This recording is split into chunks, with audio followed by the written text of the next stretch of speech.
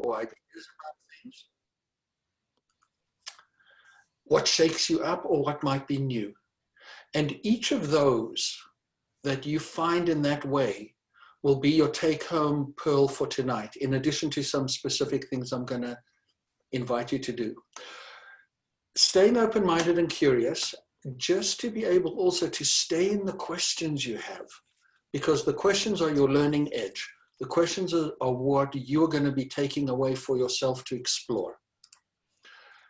The first thing I want to do is give everyone an experience. And we're going to do what I call a drop-in. And it's going to be just a couple of minutes worth.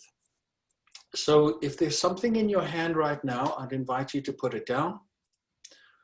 I will invite you to make yourself comfortable in your chair, or perhaps some of you are lying down. And if you're comfortable, to close your eyes, but you don't need to. You can keep your eyes open and just allow a gentle focus on something a few feet in front of you if your eyes are open. And the word choice and intention are going to come up continually throughout this evening. And the intention for this moment and for this next moment is to be fully present. And because the mind is a very active place and the mind goes off into thoughts and ideas and the past and the future, we need to have anchors. And one of the best anchors we have is the breath. And so I will invite you to shift your attention to the breath, just as it is right now. And to the degree possible, just noticing that your mind is wanting to do something with the breath, but your mind doesn't need to do anything with the breath,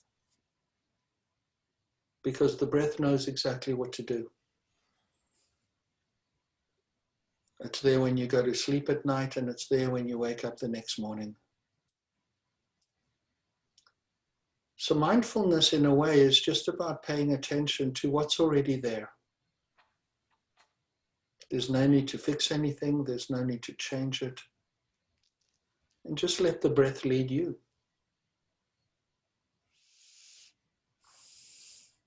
When the mind wanders off, just without any judgment or self-criticism, just bring your attention back to the breath wherever you happen to notice it the most.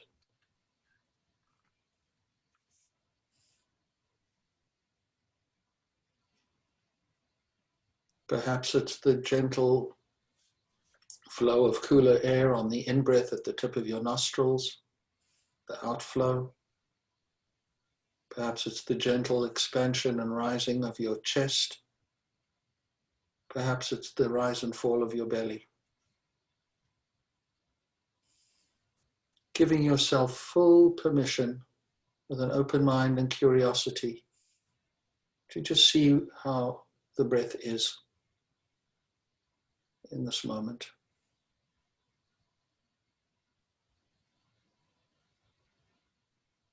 You're not trying to get anywhere. You're not trying to achieve anything. You're just practicing paying attention to what you want to pay attention to, which for this moment is the breath.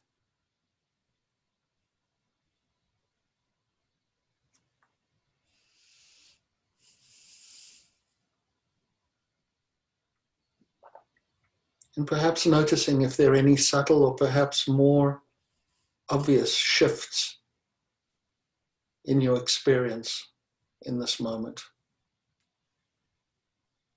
Are you noticing any difference in the way your mind is working? You're noticing any difference in your emotional state or the tone or flavor of your inner world? How's your spirit and heart and energy? And perhaps are you a little more in touch with the deepest part of yourself?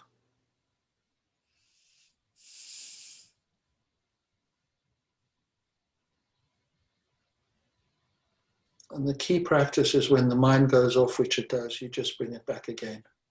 You have that choice to set intention over and over and over.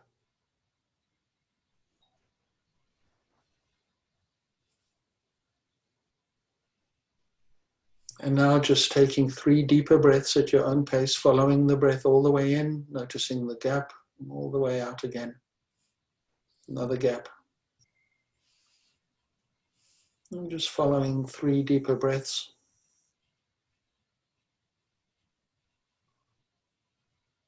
And when you're ready, just noticing when your eyes open, if your eyes have been closed. Just noticing how you reorient to my voice or perhaps the slide, the room you're in. Just noticing what you're noticing. Your sight, your senses, your inner world, your outer world.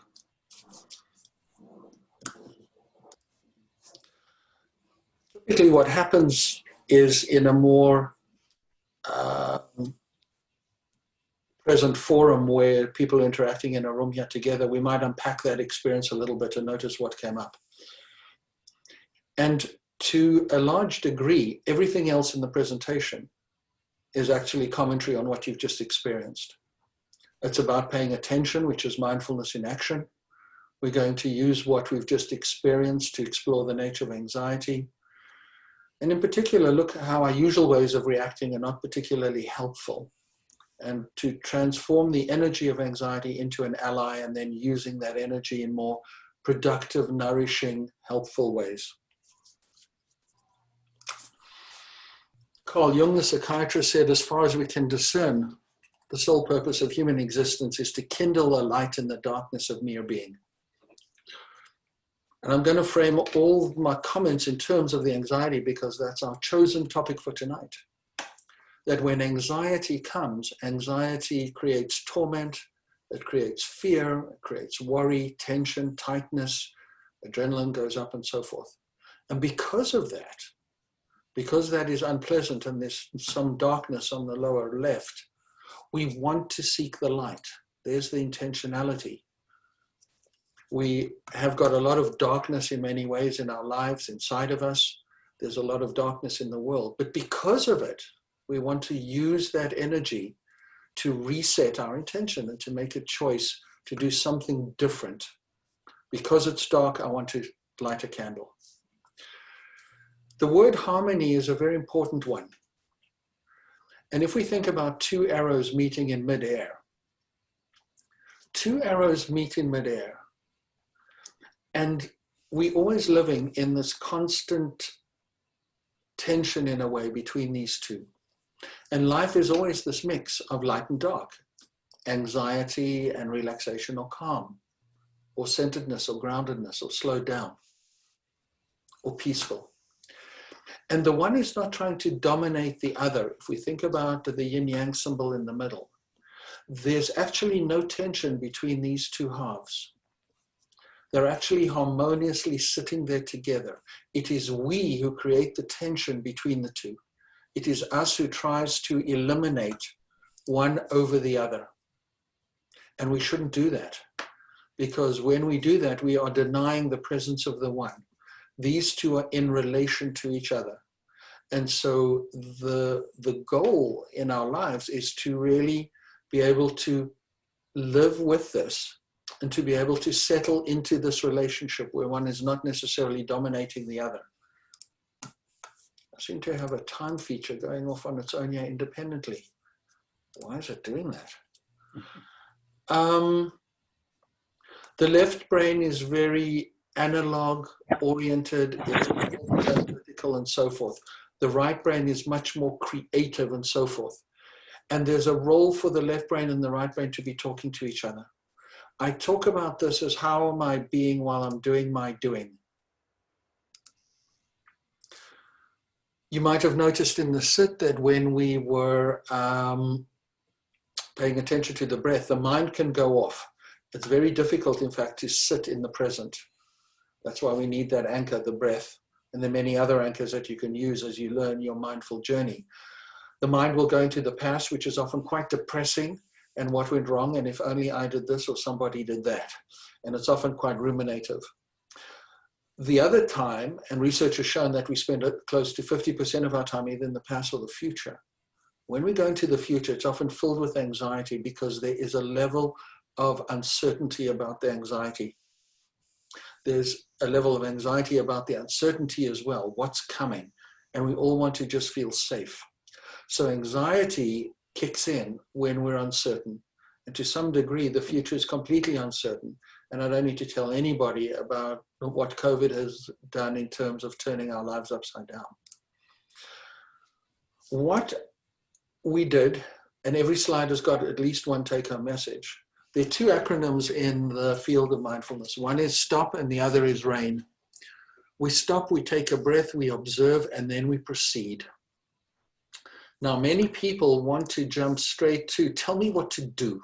That's the left brain. Well, what I do depends on what I observe. And sometimes I have to slow down a bit because the mind will race. So I need to take a breath, observe, and then proceed after that. The second acronym is RAIN, R-A-I-N. I need to recognize that in this moment, there is that tension. There are those two arrows touching each other. There is the yin and the yang, the dark and the light. And I need to allow it and accept it. I need to be with it in wise relationship so that I can investigate it. And it's only when I investigate it that I can start to see what might be coming up that might be more useful than our usual ways of responding, which is fight or flight or freeze. Now, I'll say something about acceptance. Acceptance does not mean any of the following. Acceptance does not mean you need to like it. Acceptance does not mean suck it up. Acceptance does not mean you don't wish it were different. Acceptance does not mean that it doesn't hurt. But acceptance just means not resisting it.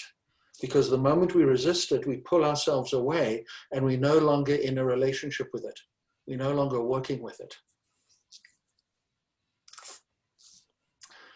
There are two slides. I call this mindfulness as content and mindfulness as process.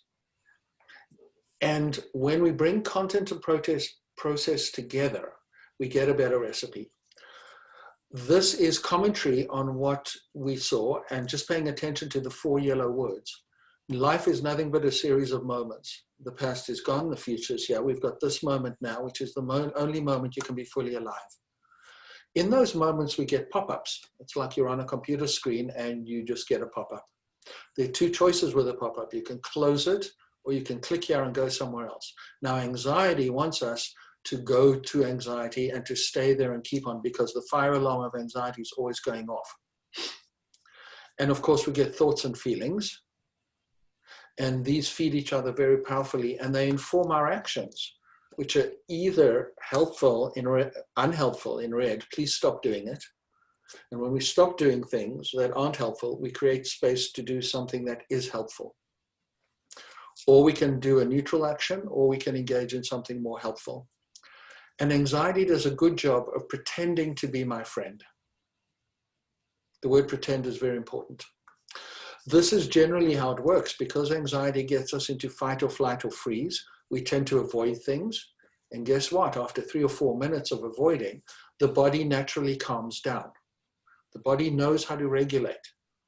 And back to that 3-minute sitting we did, you might have noticed, even for a hint, a moment, that there might have been a little sense of things slowing down, getting a little calmer, grounded, peaceful, centeredness, calm when we do that. And we do that by not feeding the anxiety. The body knows how to calm itself down. When I'm running, my breath goes up. When I slow down, the breath settles. When I'm hungry, I go and get food. The body's constantly knowing how to do this. And often we just have to try and not feed the pop-ups, which is not as easy as it sounds, of course. So this is what we can be mindful of. This moment, my thoughts, my feelings, and my actions. This is the process that I led you through. I just invited you to pay attention to the breath, and you became aware of how the mind goes off. And in that moment, you made a choice to bring it back. You set an intention. Choice and intention are central here tonight. When you do that, you're likelier to be in a wiser mind, take a wiser action, get a better outcome in any area of your life.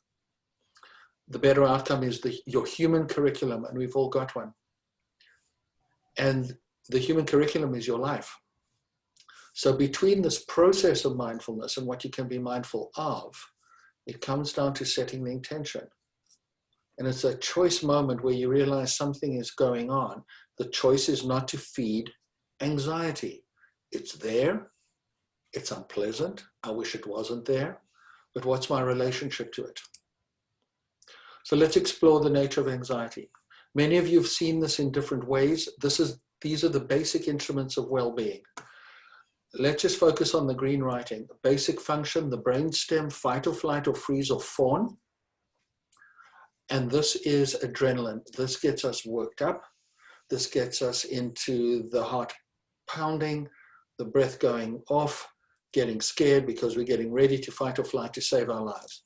When the brainstem gets worked up, the message goes up to the yellow part, the feeling brain, emotional brain, called the limbic system. This is where emotional memory is. So the future is unknown, equals perhaps there's a foe there. It's not always friendly. So now we get even more worked up because we're triggered. And so now emotional memory comes in. We start to have a sense, I'm feeling loss of control. I get worked up. And now my mind starts going. My thoughts and my feelings just start feeding each other. And then if that overwhelms the whole system, then what happens, the pink part of the brain, the thinking part, the prefrontal cortex, the conductor of the orchestra, this stuff goes offline. We cannot do a good job in processing and using our higher thinking powers. So lots of this stuff people call this emotional regulation, so on and so forth. But these are the basic instruments. Now there's much more to us than 3 basic instruments at the bottom. So we learn to regulate ourselves, that this is where the breath work, the calming down happens. So we tone down the brainstem. We learn to just be a little more accepting and less resisting of the emotions. We actually lean into them. Our frontal lobes aren't going off. And then we're more likely to be accessing what I call here the 4 golden instruments of the orchestra. What is ethical? And I use it in a very simple sense. What's good for me? Is it good for me to let my anxiety or the anxiety take over? Is it good for my relationships, for my well-being? You can answer that question for yourself. I put in social and self to remind us of our relationship to ourself and to others, because many of us are very harsh on ourselves, right? Everybody talks about, I seem to be my own worst enemy. Well, can I be a little kinder and gentler to myself by paying attention to when I beat myself up? There's a mindful, reflective moment where you can reset intention. I used earlier on the triad of spirit, heart, and energy. What kind of energy, what kind of spirit do I want to bring into my life? That's an intention, because anxiety shuts us down. Anxiety constricts everything. It shuts us down and it tightens us up. Our frontal lobes go offline, and we certainly can't access all this yummy stuff, these golden instruments. Soul, I use in 2 ways. I use it in the way that if you are a monotheistic devotee religion, that God gave you a soul and you have a purpose and a divine purpose on life, and after we die, with God it will be reunited. Absolutely, please feel free. That works just as well as what Carl Jung uses. And he talks about this as our true, authentic self. The part of us that is most alive and it's very deep. And we have a sense, this is the kind of stuff that what gets us excited. This is the stuff that makes us feel alive. And of course, if we're freaking out down here with anxiety, we can't access any of this. So anxiety often presents as robbing us of all this richness of our humanity here, these golden instruments. This little guy here is from a movie. It's a Pixar movie called Inside Out. It's about the story of an 11-year-old girl, and it shows the inner workings. And fear just does fear. Fear is one of these characters. And I use the word anxiety and all of these words interchangeably. I don't want to get into any definitions right now. But when fear shows up, fear just does fear. Anxiety just does anxiety. It doesn't care why. It doesn't care whether there's a good reason for it. It doesn't care. But it will take over unless we make a choice and set an intention to work with it very wisely and to meet it. These are the main characters in, or all the characters. There's a little purple guy, Fear.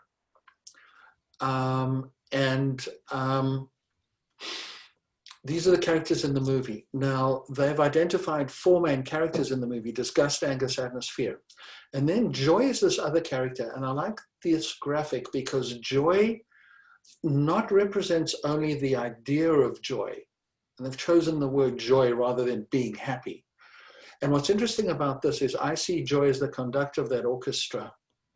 That joy does not try and kill these characters. She does not deny their presence. She does not get annoyed when they show up. She's there to make sure they don't get out of control. And if you look at these characters, they don't understand her. Disgust just does disgust. Fear just does fear. So joy is that centering place that we can come into inside ourselves, that we can look for when anxiety takes over. There's the choice. Let's see how our usual ways of reacting are not helpful. Worry is like a rocking chair. It gives you something to do, but it doesn't really get you anywhere. So there's a lot of activity. And this kind of worrying, we call this kind of worrying rumination.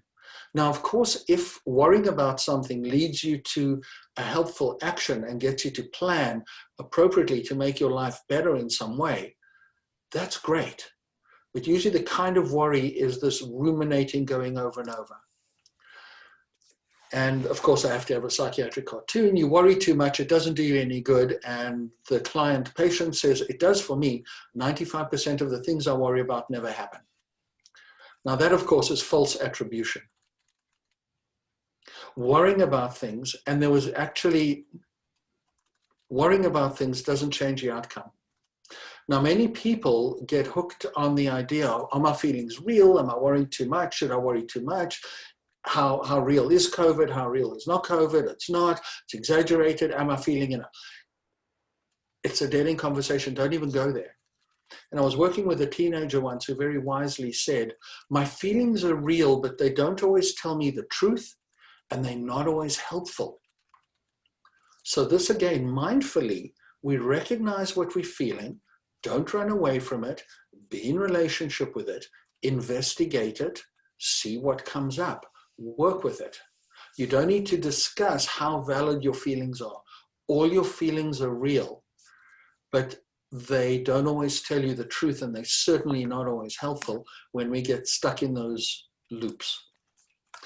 This is the only academic reference I have, and I came across this article a few years ago, and I said, I've got to make this into a slide. So stay calm and don't have fake friends. Worry does a good job of pretending to be my friend. We believe that anxiety motivates me. And if I'm motivated enough, it will prevent a negative outcome. No, it won't. It will therefore help me find solutions to problems, not necessarily. That anxiety will protect me from an unpleasant emotion. No, it won't. It in and of itself is a very, very powerful, unpleasant feeling. And somehow anxiety is a positive personality trait.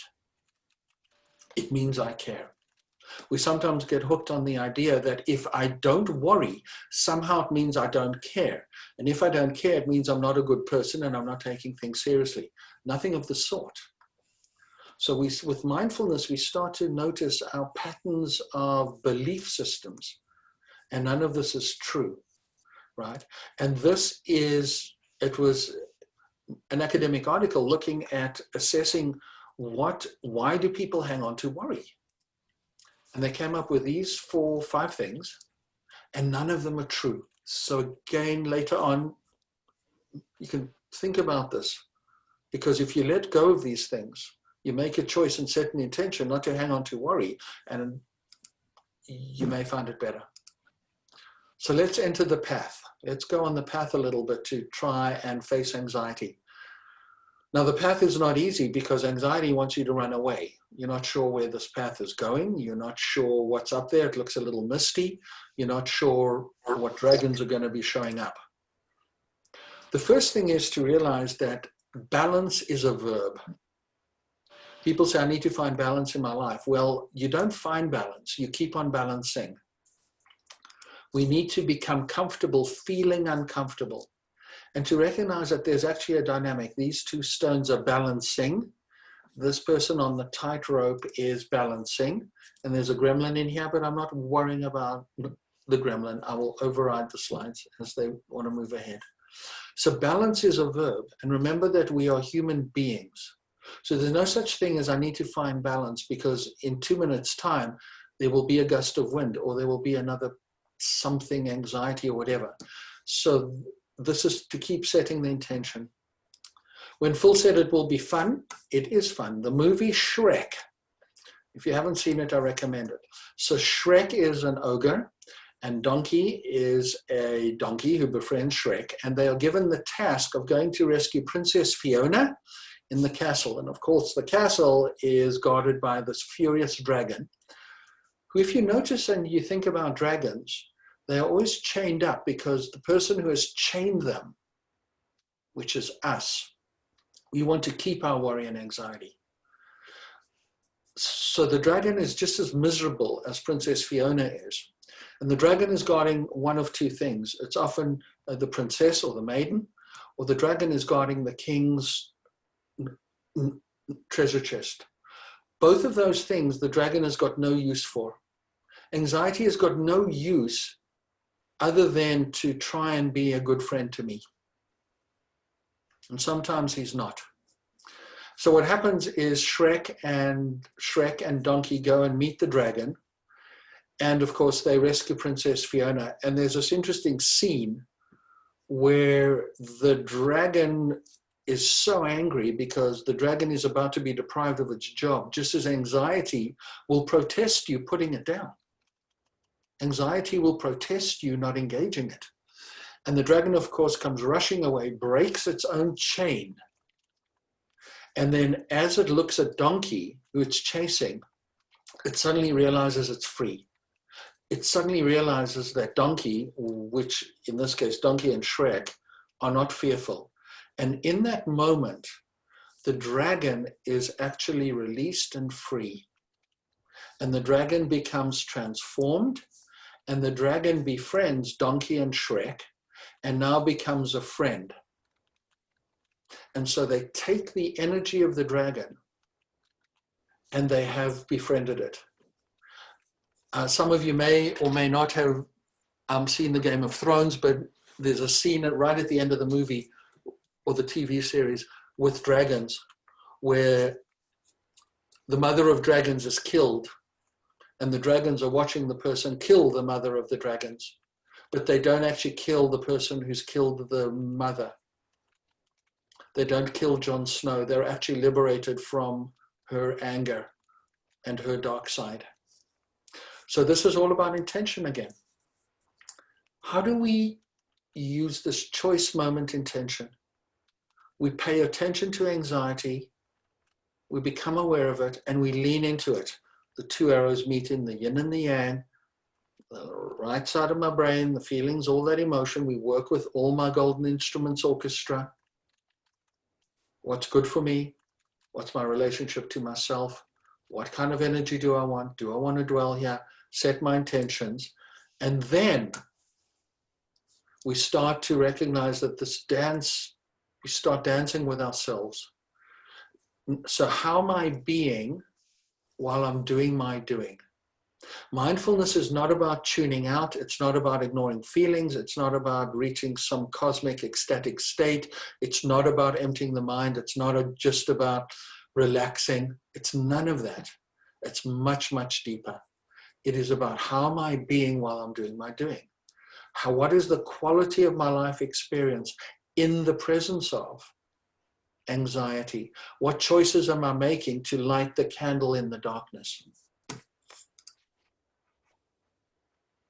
So we come to this point again where we are working with the anxiety. We're not demonizing it. It's part of my experience. I'm letting it rain on me. I'm investigating. I'm observing. And then I proceed. One of the first things we have to do is sometimes need to regulate ourselves a little bit. the performance stress curve, and stress is through the roof right now. There is this zone where we operate, and people talk about the zone, and it's somewhere between 70 to 90%, where as I increase stress, I get into my zone, which is green. But if I keep pushing stress, I go over the top, and then I start collapsing and freaking out. And if I'm already over the top, this red zone, this red star, because this is also underperformance, I'm outside of my zone. If I'm here and I'm being lazy and I need to do something, I'll push myself. But many of us don't recognize necessarily that we're over the top. And in fact, to get ourselves into the zone, we need to back off. Now, stress and anxiety will keep it and burn us out, and then we start to beat ourselves up, and we're not very kind with ourselves. And we think in our culture that backing off in some way means I'm being lazy, or I'm cutting myself some slack, or I should push myself harder, or I'm not perfect enough, or there's something wrong with me if I let go or give myself a rest. None of which is true. So just think of this, that sometimes, in what ways can I back off in the sense of getting myself back in the zone? I'm not backing off to go all the way to back here where I'm underperforming. So just think about an athlete who's broken a leg. They're not running a marathon next week. Forget it. I don't care. It's not about laziness or motivation. You've got to get yourself back. Now, there may be some people who are reaching a point where you're really feeling that you're getting into a bit of a red zone. You're trying all the things. You've read all the websites. You're meditating. You're talking to friends. You're eating and sleeping well. At some point, people might need to seek professional help for their anxiety, or their depression, or their increased substance use. So please remember that mindfulness is not just a substitute for actually getting some help. When you're in the red zone, you may need to recognize that you can't kind of just practice the mindfulness in the hope that, I can meditate my way out of this. So what do we look for when we're on the path? Once we make those choices and set the intention, we recognize anxiety is overwhelming us. In the stillness of the quiet, if we listen, we can hear the whispers of the heart. So that's where we start to drop and regulate. And we come into ourselves, especially now when that outside world structure that we relied on is gone. What we have gone are all those things we relied on. And so we come to ourselves. And when we ask ourselves, what's called for in this moment? What's called for when I'm anxious is some calm and ease. How do I get there? Not the elimination of anxiety, but to keep coming back. Just like the mind goes to anxiety, come back. Come back. That is the practice. And recognizing that it's not going to stay there, because the mind will churn and circumstances change. So the practice is to notice mindfully where you are and keep coming back and setting that intention over and over and over and over. That's why it's called practice. So whatever you're missing in your life, here's a list of things that you may be worth looking for. And as you glance along this list, one or two may jump out at you as practice. These are the things. From this slide, it's not to memorize the list, but there may be one or two things that you need to be looking for. And all of us have our human curriculum. I've got a couple on this list that I need to keep practicing and looking for, and that become my guides. These are the guides, what I look for. These are what I need to do. So this is content. This is how do I get there? And again, I've got to listen. When I am impatient, I need to practice patience. When I find myself hanging on to trying to control the whole world out there, and if only this person, that, and this politician, that, or my neighbor, this, or my organization, this, or my boss, that, we recognize that sometimes we need to let go of what we can't control. That does not mean giving up on wanting to make things better. It just means that we free up some space and we let go of things. And when we combine these two lists, we've got process we've got content and process. So we set that intention by making choice about what we are looking for right now. Now, some of us are really good at some of these things on the left and others on the right. Just as you go through the slides, and the slides will be available, you will come back and you will ask yourself, or maybe something's jumping off here for you right now, and say, okay, if I practice a lot of that, I will bring a little more balancing to my life. Just a couple more slides, we'll be done. Here's an alphabetical list where being and doing start to dance together. What are the arenas of my life? There are different arenas where I'm showing up in my life. Or what kind of pie am I building? What kind of ingredients am I missing? Some people are overly reliant on getting all their sense of well-being from one of these, right? That's why teenagers often complain their lives are boring and empty. They spend too much time on screens. They don't have anything else yet. You can't build a yummy pie with just flour and water. That's just basic dough. So are one or more of these areas in your life missing? And if so, you can build a better pie for yourself. So you can build a better pie. You know what to start practicing. Which of these things might you want to bring in? And there may be different aspects of that being and doings in different arenas of your life. And some arenas you may not have enough here as well. So we're talking about a big territory in your life. And of course, as you align yourself and practice these things more, and as you build a richer pie, you restore the balance, as they say in Star Wars. You restore the balance to the Force. There's more light.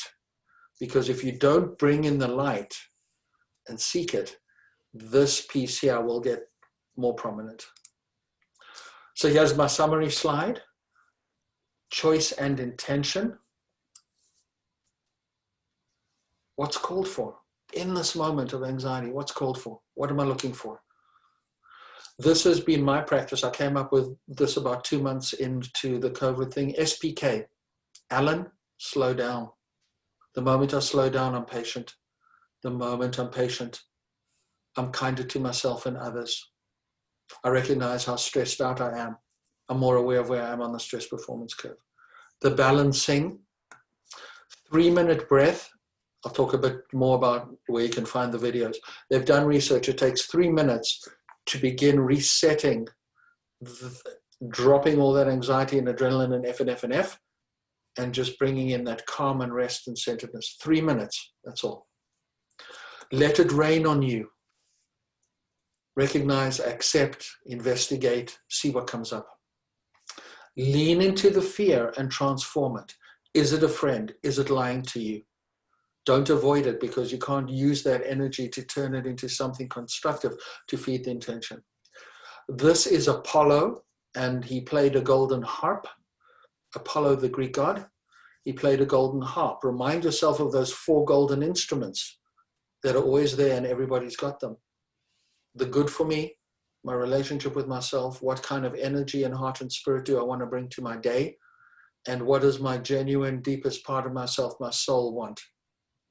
And keep on walking the path. Stop and rain. Here are my references and resources for all those people who are academic out there. My heart does not need academic references to know what is true and worthy and nourishing and life-affirming and joyous. So try these 4 references, the 4 golden instruments. They will work for you every time, because silence isn't empty. It's full of answers. We don't like silence in our culture. But drop in and you'll find a whole lot of good, yummy stuff there. The Breath Project, Phil mentioned, thebreathproject.org. Phil has got a book which you can either buy, and he's also got it downloadable, and this is Phil's website. How to relieve stress. There's all kinds of videos here, including a 3-minute breath video for beginners. And on here is the link to Wellness Through Mindfulness. This is what homepage looks like right over here. If you click on that link, you'll get this. We're also on Meetup. Lots of good stuff here. That's it. Let me end the slideshow. Let me come back to this. We've got 15 minutes or so. Of course, people are free to leave at any time they like. And we're going to certainly let Phil, while all this has been going on, Phil has been, he's been looking in the chat room for questions, for summarizing them, and we can have a bit of a chat. And so Phil and I are going to be unmuted, I believe. And let's see where we go. So Allan, that was a wonderful presentation. Thank you very much. For all the 90 people who are out there, this is a wonderful opportunity for you to be able to ask all those questions that you want from Dr. Allan Donsky. So please, we don't have any questions yet, but I'm going to ask some questions or offer some observation. And so again, this is a perfect opportunity for everyone to write their questions down right now, and they will be answered. Allan, I wonder if I could just offer an observation, if I might. Of course. And I'd just like to share something that I use, and that's called the ABC strategy for anxiety. As Allan has so eloquently stated, we're in the present moment only 50% of the time. And we are not present to what's going on. So the first thing we need to do is A, bring awareness to the present moment. The problem is that when we're angry, but we don't know we're angry. We need to know what we know. And so you need to ask yourself the question, what's going on? And you need to label your experience. It is a wonderful way to ground you into the moment. And basically what you do is you say, now fear. Now sadness. Not I am scared, not I am frightened, but now fear. In order to label your emotion and your thought, you've had to be able to step out of the story. So A, bring awareness, label the thought and the feeling, and use cues like alarms on your watch, iPhone apps, and physical cues. After I put my phone down, what am I feeling? What am I thinking? At a red light. B, breath and body. There are only two things that bring you into the present moment: your breath and your body. Thoughts and feelings are expressed physically. Trauma that you have had before language and after language is stored in your body. We are disembodied. We live above our neck. We need to get into the body. We need to feel the raw sensation. So, awareness, label, get into the body, feel the sensation. You scan your body. Where's the hot spot? Right over here. Don't go there. Go to your feet. Ground yourself in your feet. The feet are very neutral. And they're probably the farthest away from where you're feeling your anxiety. Because many times people can't get into the hot spot. It's too threatening. So don't go there. Go down as far as you can. Start at your feet, rise up through your body, and get as close as you can to get to your hot spot. If it's too hot, drop back or go back to your feet. Breath. Breath is the most available technique you have for stress relief.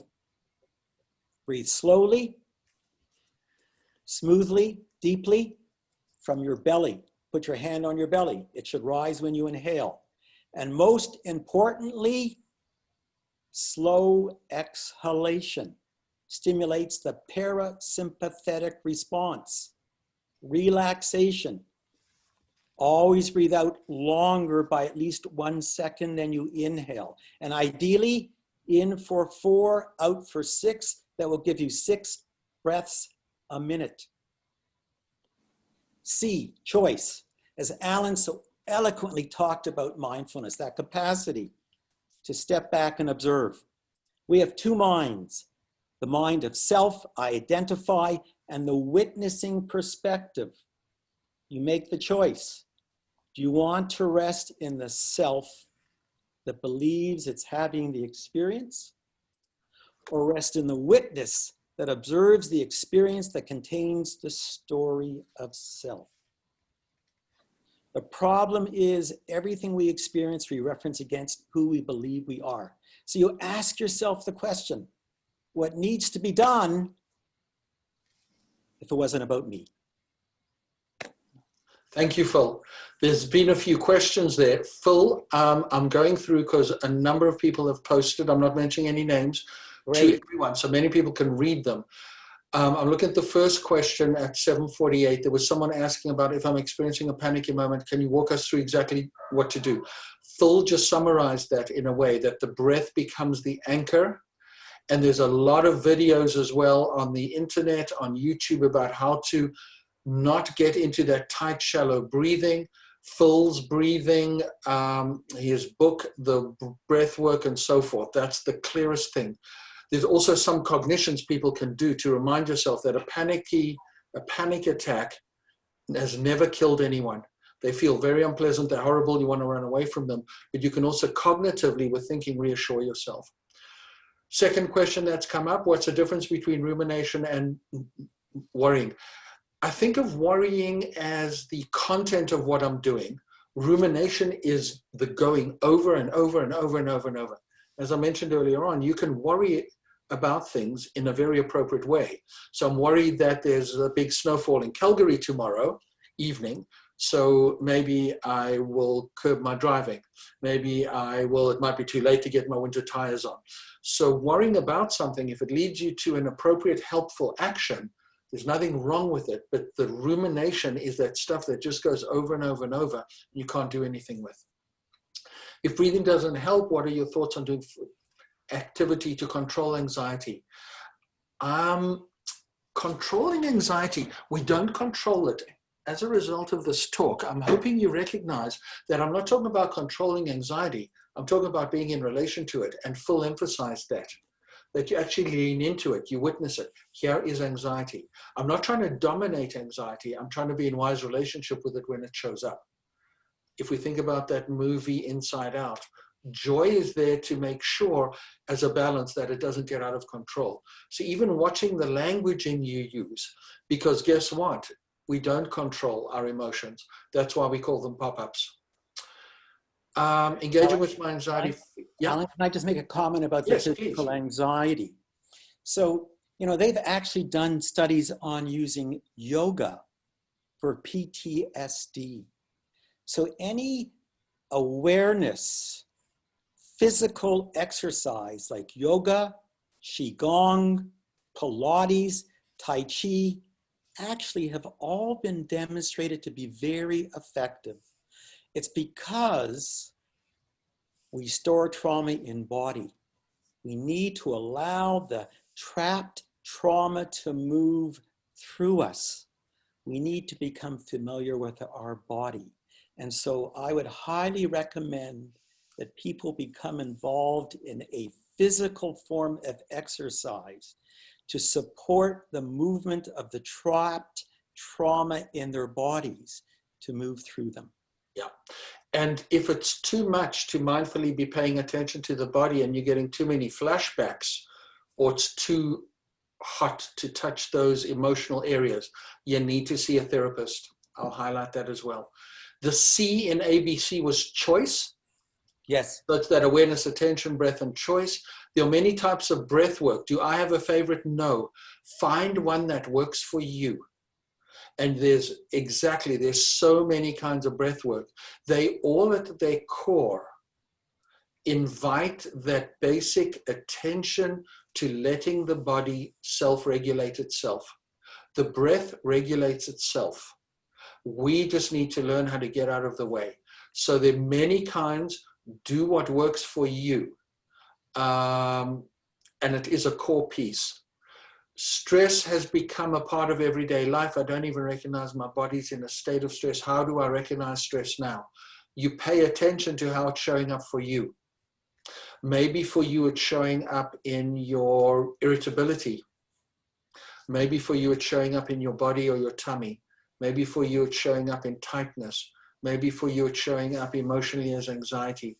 Maybe for you it's showing up as a spiritual emptiness or worry or whatever. And I did have that slide that had all those other terms. So now this person who's asked this question is right at the doorway of going, there's the moment. Stay with the curiosity. Stay with the question. How does my stress manifest itself? I've spoken to that. Phil's spoken to it. You're now at the doorway. Your door's on the handle. Your hand's on the door handle of opening to recognize how yours is showing up. Another question. Steps recommended to stop or prevent overwhelm. What recommendations if you go to avoidance all too often and often unaware of the avoidance until afterwards? Now you are aware of the pattern that you have, the person who wrote this. This is fantastic news. Because if you remember, the process of mindfulness was paying attention, becoming aware. Now you become aware that I avoid. And now next time you'll become just that much more. Now in the heat of the moment, it will take some effort to stay with it, and you may be in the avoidance. But once you become aware of the patterns, you can now set your intention to let it rain on you a little bit more and just investigate it. You may not run away so quickly. You may not avoid so intensely. You may stay with it and lean into it a little longer. And so it becomes this process. And if avoidance is the problem because it shrinks our lives with F and F and F, then exactly what you're saying here is this exposure, to expose yourself to it, as Phil said, to lean into it and label it and not personalize it. Boy, all the questions are coming in the last 3 minutes. I'm happy to stay on. This is good. Alan, yeah, go ahead, Phil. Alan, I have a question for you. Yeah. And here's the question. Who here in the Zoom audience has a voice that speaks to them? That is critical, that is judgmental, that says, how come you did that? Are you an idiot? I can't believe you said that. And you, in your talk, talked about the fact that anxiety is not your friend. I would suggest, and this is the attitude that I take about my inner voice, and I don't call it an inner critic or an inner judge. I look at my voice and my anxiety as my friend. And the reason why I do that is because every single one of us has had some degree of psychological trauma. It's inevitable because we are human.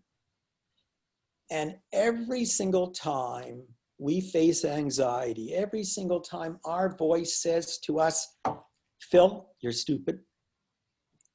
All it's trying to do is to keep me safe, loved, and worthy. And I think if you are able to shift looking at your voice from a critic to a friend, then you don't take things so personally. And it invites you to look for what is the underlying wounding calling to be heard in the moment. So Alan, do you think we can reframe the way we look at our inner voice, our stress, as perhaps something that really is quite helpful for us and not detrimental? That's another way, Phil, of saying that we should lean into it because it's got something to teach us. We're not to demonize it. And there's a word that we haven't used a lot here, but it comes up in our WTM talks all the time, and that's non-judgmental. So we stop judging and we become a little more discerning. And discernment has this quality of watching things with a certain wisdom, a certain understanding that the darkness and the light go together. And so when we stop judging our own experience and we go, here is anxiety. Alan, I think we have one last question I think is very appropriate because you are a psychiatrist. And it says, I become physically exhausted and almost paralyzed when anxiety strikes. How long is too long? When should I seek help? I don't know how to get unstuck. Very important question that we all face. When I hear this question, what I think I might be hearing, and I don't expect any more self-disclosure here. When you're doing the best you can with what you've got, given your life history, as Phil says, given your humanity and your woundedness, given your current circumstances, and it's not working, you get help. Now, getting help is not a sign of weakness. It actually takes a lot of courage. And the word courage has the same root as the word care. I seek help all the time. Sometimes I can fix things on my computer on my own. 5-6 times a year, I'm calling Apple. I can put washer fluid into my car, but when it needs a service, I take it to the garage. I don't know how to do my taxes. I call an accountant. We need to recognize that we are human, and there are times when you're saying, I can't do this anymore. The exhaustion might be coming from the fact that you're trying to do it all alone, because there's part of you that believes you've got to do it all alone. This comes into one of the lists of things, the compassion, looking at the stories that somehow there's something wrong with me. Notice the judgment. I don't want to go get help. Go and get it. Thank goodness we live in a time where mental wellness and well-being and spiritual health and spiritual wellness is being valued and recognized. So please, if you're reaching a point where you're saying, I can't do this anymore, go get help. If you don't know where to go, there are, within Calgary, I believe that most of the people on the line here, you have to somehow be in Calgary. There are provincial in Alberta, there are provincial numbers. Calgary's got a thing called Access Mental Health, where you can call up, anyone can call up. 943-1500 is the phone number, 403-943-1500. Talk to your family physician. There is a site, Wellness Canada. It's a governmental website where they're free resources and stuff. So there's all kinds of support out there. But I don't try and fix my own car. But Alan, we believe we've got to be perfect. What a beautiful question to end it on. Okay, Alan, would you like to... the Calgary Counseling Center. I've been also informed that there was a question earlier on that wasn't answered, and I'm prepared to go there, and I'm happy to stay on. Thank you to the person who sent me a note privately that I missed a question, and I'm going to come back to it. As you know, nowadays, kids studying online, no place to feel free to visit without thinking of Corona, too much stress. What can I do once I'm fed up from the kids and the other responsibilities without hurting anyone? I'm hearing a person here who's outside their zone. They're just trying to juggle perhaps a lot of different balls. And you know what? Some of us can juggle a lot and some of us can't. So if you're finding that you're not managing, look at what areas of your life you can modify. Set the intention to do well by yourself and self-care.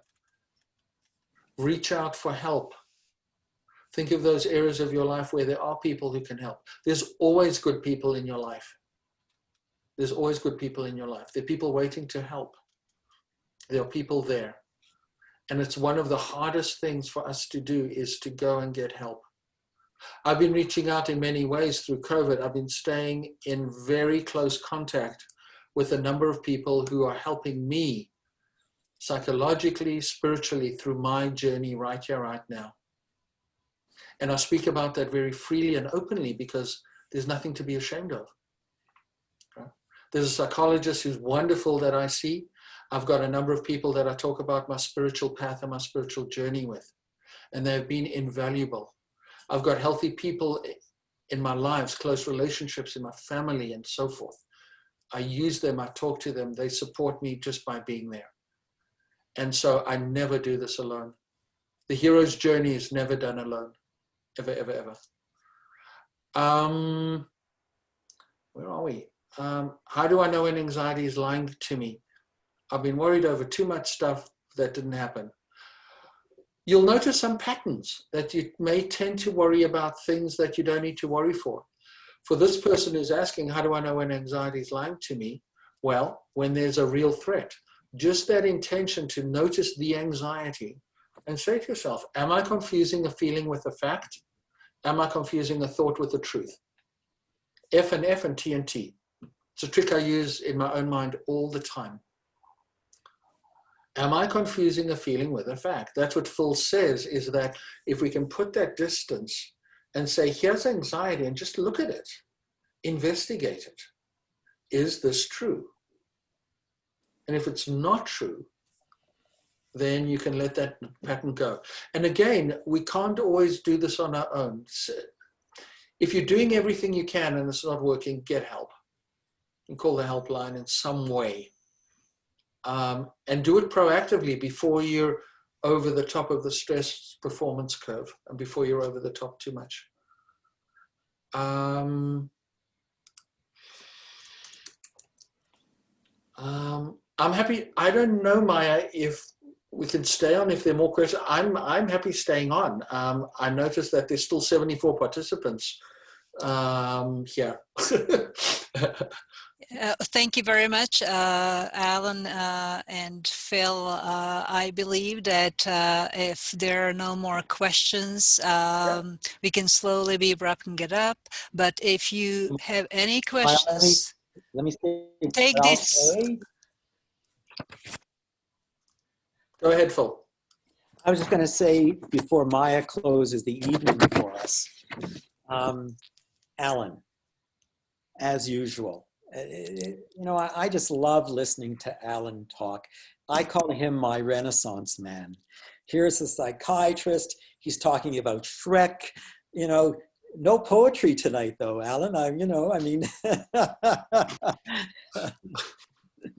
And I always love his talks because they're just so instructive and personal and helpful. So this talk has been recorded. It'll be posted on the site. Allan will, I think, Allan, you're going to also offer your slides up as well. We will post the slides to the Wellness Through Mindfulness Facebook page, and there'll be a link there too. I think that's going to be the best place, Phil. Yep. Excellent. Yeah. I just want to again thank the Calgary Public Library and Maya for her help in helping Allan and I negotiate Zoom tonight. And just to let you know that Wellness Through Mindfulness is very excited about this opportunity to collaborate with the Calgary Public Library. And it is our intention to carry on once a month, third Thursday of every month between 7 and 8 o'clock. Our next talk will be with Dr. Leslie Ellistad on November 19th, and that's on finding the ease of compassion. So Maya, if you have anything else that you'd like to end the evening with, thank you. Thank you very much to both of you, Allan and Phil. I think that everybody enjoyed and derived a high value from this presentation tonight, and I hope that everybody will sign up for the next session coming up in November 19th and December 17th. I have pasted the link to the Calgary Public Library website where you can register for these two upcoming programs. And again, thank you everyone. Please go and visit the website and Facebook pages Wellness Through Mindfulness organization, and I'll see you next time, hopefully in November. Good night, everyone. Thank you very much. Thank you. Bye-bye. Good evening.